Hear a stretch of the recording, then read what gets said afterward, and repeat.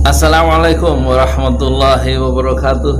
Saya Yudi Pramuko, tukang donat dari Parung, YouTuber tertua di semesta.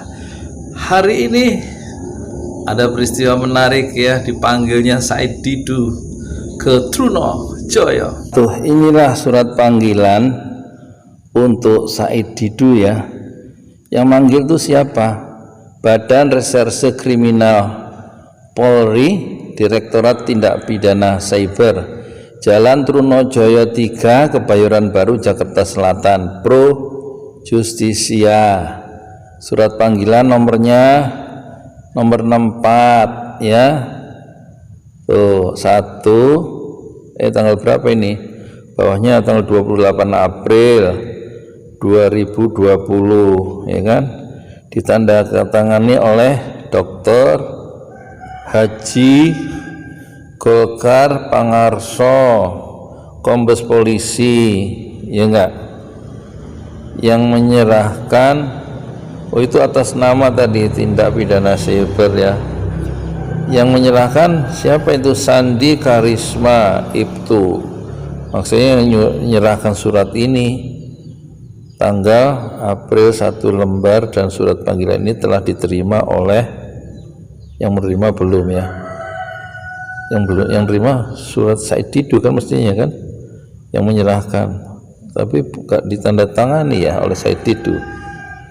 Memanggil Dr. Insinyur Haji Muhammad Said Didu laki-laki ya enggak, itu pasal 7 itu nanti dibaca sendiri ya. Ayat-ayatnya itu orang nggak ngerti, saya orang kecil nggak penting ayat-ayat itu kan, yang penting itu memanggil ya untuk hadir menemui penyidik Kompol Silvester MM Simamora SIK, Sarjana Ilmu Kepolisian, Sarjana Hukum MH, Master Hukum di kantor Dit Yes, Baris Krim lantai 15 Trunojoyo, Senin 4 Mei ya toh, pukul jam 10 hari ini.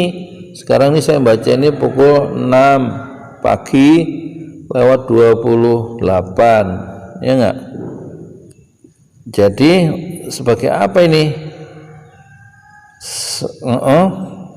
Untuk didengar dan diminta keterangan sebagai saksi sehubungan dengan dugaan tindak pidana dengan sengaja dan tanpa hak mendistribusikan dan strip garis miring atau mentransmisikan dan garis miring atau membuat dapat diaksesnya informasi elektronik dan garis miring atau dokumen elektronik yang memiliki muatan penghinaan dan garis miring atau pencemaran nama baik dan garis miring atau menyiarkan berita atau pemberitahuan bohong dengan sengaja menerbitkan keonaran di kalangan rakyat sebagaimana dimaksud pasal bla bla bla bla bla. Wis iku intine ya. Pokoknya dipanggil gitulah sebagai saksi gitu aja ya. Wis. Selamat mengikuti pertarungan abad ini, Said Didu dan Luhut Binsar Panjaitan, ronde pertama. Assalamualaikum warahmatullahi wabarakatuh. Saya Yudi Pramuko, tukang donat dari Parung, YouTuber tertua di semesta. Hari ini ada peristiwa menarik ya, dipanggilnya Said Didu ke Trunojoyo oleh polisi atas laporan dari Luhut Binsar Panjaitan. Ini saya mau bikin ronde pertama ya, khusus pertarungan terbesar ya abad ini Said Didu dan Luhut, ronde pertama. Surat itu beredar mulai hari Jumat ya, pagi-pagi Jumat tanggal 1 Pagi-pagi saya dapat surat panggilan itu di WA saya dapat kiriman surat Said Didu yang dipanggil polisi itu, alamatnya dicoret pakai stabilo pos itu. Rupanya itu sudah beredar di medsos dan saya dapat kiriman itu dari Pak Ibrahim. Itu teman saya yang buka warung Balenyai itu loh di Bintaro deket Serpong sana. Lagi tutup sekarang dia. Makasih ya dapat kiriman itu. Saya cek apakah asli, rupanya saya cek di media online betul ya. Dan memang hari ini adalah hari yang menentukan. Siapakah yang menang? Sudah bisa diperkirakan yang menang itu siapa, tapi saya tidak mau membukanya sekarang ya. Saya akan kasih perspektif sejarah. Dulu Soekarno bikin kabinet kaki tiga itu di luar Partai Masyumi, Majelis Syuro Muslimin Indonesia, partai terbesar yang salah satu pemenang dari pemilu tahun 55 ya. Ada 4 partai yang besar yang menang kan, 1 Masyumi, 2 PNI Nasionalisme Sekuler, ketiga Partai Nahdlatul Ulama, Partai NU, kemudian yang keempat Partai Komunis Indonesia. Dan kemudian Soekarno mengambil satu manuver politik yang mengejutkan umat Islam. Dia membuat gagasan Nasakom, nasionalisme, agama dan komunisme, ya kan, Nasakom, dan membentuk pemerintahan kabinet tidak melibatkan yang Masyumi, tapi dia menggabungkan antara agama dari Partai NU, terus PKI, unsur-unsur dari PKI yaitu komunis, dan dari nasionalisme sekuler dari PNI. Nah, singkat cerita, percobaan itu kemudian dikritik oleh siapa? Gagasan Nasakom itu dikritik oleh Hatta. Nasakom itu seperti rumah kartu katanya. Nanti dia akan rubuh seiring dengan kepergian penggagasnya. Ya betul, nggak bertahan lama kan akhirnya kan. Apalagi Soekarno mati, nggak ada yang mau nerusin Nasakom itu kan. Dulu ada lagu Nasakom Jiwaku.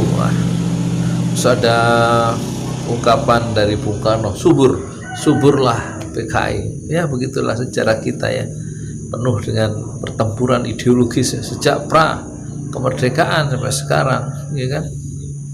Nah, singkat cerita, percobaan Nasakom itu berakhir di lubang buaya ya, pembunuhan para jenderal itu dengan segala fitnahnya, dan ulama-ulama masuk penjara di masa Bung Karno. Ya, masa pemerintahan Bung Karno itu masuk penjara. Pengkritik itu yang mengkritik penguasa ya, itu dihalau masuk penjara. Nah, sekarang kan Said Didu mengkritik penguasa nih. Kan ini sebenarnya kita punya pengalaman bagaimana penguasa itu suka menghalau ya, ke penjara gitu ya, dengan kekuasaannya ya, lewat hukum juga ya, pengkritiknya ke penjara. Nah, inilah watak ya satu penguasa, kekuasaan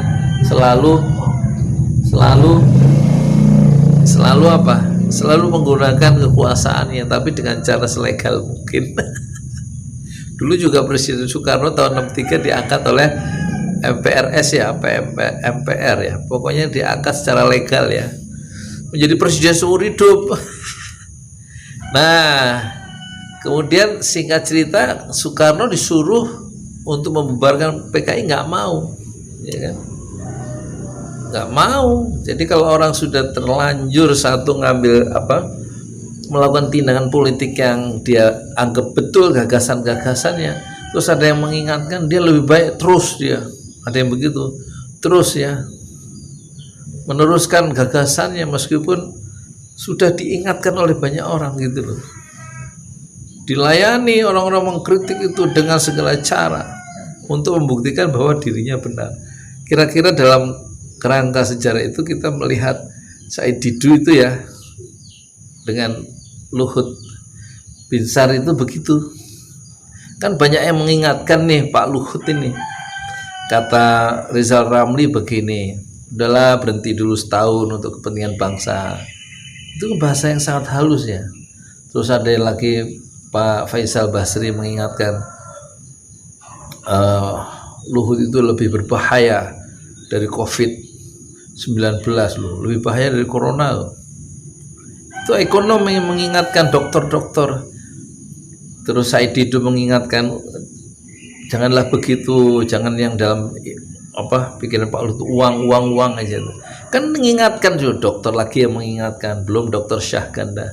Tapi rupanya dia terus ya ingin ya, masyarakat juga suka mengingatkan dengan cara mengecamnya ya kan. Mengingatkan begini dia Pak Luhut tuh begini. Tapi Pak Luhut kan ini ya terus ya berbuat menurut apa yang dia anggap benar gitu, dan dia melayani ya kan. Said Didu sekarang kan minta Said Didu supaya minta maaf terhadap ucapannya 2 kali 24 jam, kalau enggak akan dibawa ke ranah hukum. Said Didu nggak mau, memang kenyataannya begitu Pak Luhut gitu kan ya. Akhirnya dipanggillah polisi hari ini tanggal 4 Mei ini 2020. Jadi watak manusia dia ada yang diingatkan surut, tapi seperti Bung Karno ada yang Bung Karno diingatkan itu dia justru maju dia dengan gagasan-gagasan dan tindakan politiknya sendiri. Sudah diingatkan bahayanya PKI, jangan berangkulan dengan PKI. Itu disuruh membubarkan PKI nggak mau. Ya, akhirnya Bung Karno dikarantina oleh penguasa yang baru, di lockdown di Wisma Yaso sampai akhir hayatnya tidak boleh berhubungan dengan siapa-siapa, dan dia ya dalam akhir karir politiknya yang menyedihkan karena tindakan, ucapan dan tindakan politiknya sendiri. Siapakah yang nanti terjungkal dalam pertarungan abad ini, Said Didu dengan Luhut Binsar Panjaitan? Siapakah yang terjungkal? Saksikan ronde yang kedua esok hari, insya Allah. Assalamualaikum warahmatullahi wabarakatuh. Lupa, saya Yudi Pramuko, tukang donat dari para YouTuber tertua di semesta Fasbir Sabron Jamila, bersabarlah dengan kesabaran yang indah. Assalamualaikum warahmatullahi wabarakatuh. Setelah menyaksikan pertarungan terbesar abad ini antara Luhut dan Said Didu, jangan lupa donasikan dana Anda ya setelah nonton tuh ke rekening di bawah ini dalam deskripsi di Pesantren Jolali untuk food for yatim duafa ya, untuk mengatasi dampak sosial ekonomi dari wabah corona. Terima kasih, jazakumullah khairan katsiran.